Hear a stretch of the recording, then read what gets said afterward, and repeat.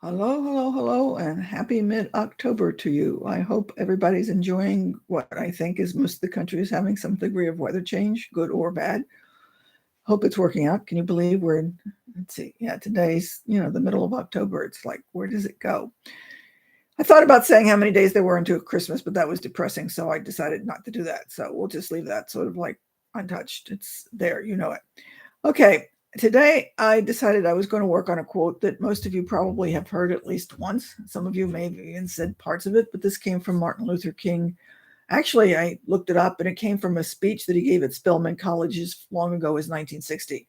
So this is in a sense, as some of my quotes relatively recent, but it's been a long time since he said it. If you can't fly, then run.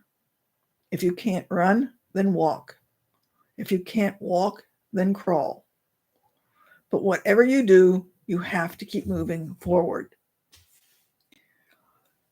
Now, many of you have heard it in some way, shape, or form. You may have pointed out or heard it in reference to somebody else or a business or something like that. But today I'm asking, have you ever thought about how it applies to you specifically with where you want to go, with your goals and your dreams and your aspirations and the things where you want to head? Because this is the thing I think that many of you, or many people in general, period, just say when they say, I can't do it because I've got children, I'm fat, I'm too old, I'm too young, I've got a job, I can't quit, I don't have a job, I need to pay my mortgage. When we come up with all of these things about why we can't do whatever it is we can't do we stop to think in a sense that basically what Martin Luther King Jr. would say was, okay, so if we're not doing one of these things, walking or crawling, are we crawling? Now, the thing about it is I think many people are going to say, but I'm never going to get anywhere if I crawl. So what's the point of trying? Because it's going to take me forever. Okay, it might take you forever, which probably won't take you forever. But if you don't crawl, are you getting anywhere at all? Let me use the idea of, you want to go, say, decide you're going to do on the Boston Marathon. Do you decide you're going to do it just the day before you register and just go into the marathon expecting you're going to be able to do it? How many of you have said something to the effect of, I want to lose 50 pounds or some such thing like that? And you think in terms that you want to lose 50 pounds like in a week. And you're not going to do that short of major surgery. And that would be a really big major surgery because that would be a heck of a lot of your body to remove 50 pounds from you within a week. Much of this has to be done in small increments. And we seem to think in terms that if I want to lose weight or get into the marathon or get a new job, it's got to happen quickly. And it usually, well, it may happen quickly, but usually if you look at it, there's a bunch of steps that goes behind it. And this is where I think a lot of people don't. So you've seen me do this before.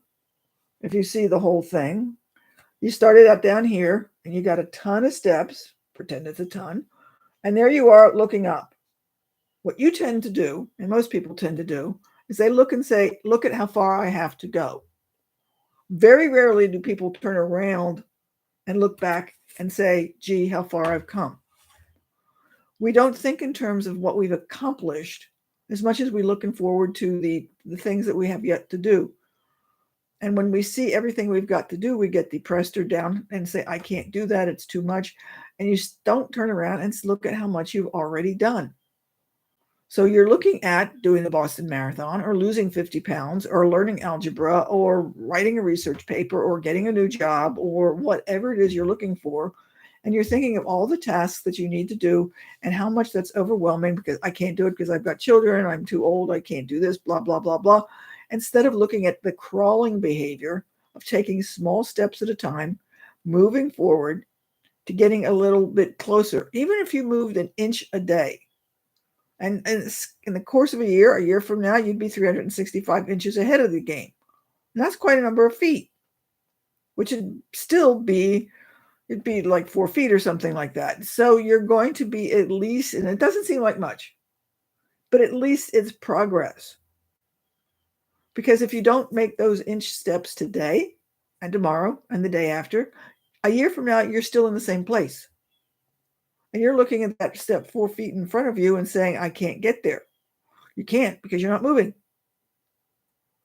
So when you're thinking in terms of what you're going to do, what is it that you want to do? Where do you want to go?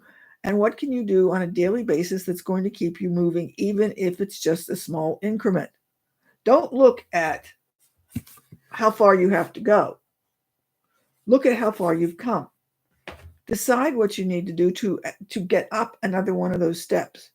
Because I can just about guarantee that no matter where you are, if we were face to face with each other and you were telling me that you couldn't get anywhere because you had too many obstacles in your way, we would have a conversation and I could guarantee I could convince you that you've already gone through a lot of steps and obstacles to get to where you are. So what you're doing in a sense is plateauing. You're not thinking in terms of how you're going to get there, and you're not going to get there if you don't do anything. Okay? Does this make sense? So the idea of what Dr. King said is about moving forward. That's what you need to do. Might be small steps. Might be a little one. Maybe you want to get out of a current relationship. Maybe you want to start losing weight. You know you're not going to lose 50 pounds in a week, but you've got to start losing at least half a pound before you can get to where you want to be, don't you? What can you do, or what is it that you're after doing that you don't have to take some kind of small step first? If you want to get a degree, you have to at least apply to college, which means you have to fill out the forms. That's a small step. It's not a big deal. But you can't get anywhere until you fill out the paperwork, right? If you want a new job, but you don't bother looking at the ads and looking what's available, that's a small step. But if you're not doing it, you're never going to get the job, right? Are you waiting for your fairy godmother to come down and say, here, I've got a new job for you. You want to start Monday? Okay, so I hope this makes sense. So I know that Dr. King wasn't thinking in terms of exactly this when he made this speech, but I think that it applies to just about anything we do. So I'm hoping that you can see how this fits in a day-to-day life. I would be willing to bet that you could probably think of a couple of other people that you could say this to. So my challenge is to you to think in terms of how would you say this to yourself, or how, if I looked at you and talked to you, how would I say this to you? And let's suppose I said that to you. What's the first thing? Well, maybe, okay, let's say I will say that to you. What is it that's keeping you from taking that first step? Okay, now think in terms of what your response would be and ask how much of that is true. Does that completely, utterly, totally stop you from taking any step? If so, for whatever reason, what can you do instead, or how can you work around it? So maybe you don't take that step tomorrow, but how can you get to the point that you can take it, say, in a week or a month? So think in terms of what can you do to take those small steps and move forward. If you were talking to somebody else and they have told you that, I'd be willing to bet that you could probably say, well, you could do this, this, and this, and this. And I'm sure that you're all tired with every time you said you can do this, this, and this, and they say, no, I can't, no, I can't. And after a while, you give up. Don't you give up, okay? Just keep going. So my challenge for you this week is to take a look at what small steps you can do on a daily basis. If you have to get out that habit tracker form I gave you and still give you in the emails, and just check something off so that you can say you did it, even if it's just a sheet of paper, and say, what did you do today? So that you can see how much you accomplished. If you did that, just get a notebook, write down some things, and look at it in a month, you'll be surprised at how much you've accomplished. Much more so than if you're sitting there doing absolutely nothing. Because the part of it, I think, is that you don't realize how much you have accomplished because you don't keep track of it.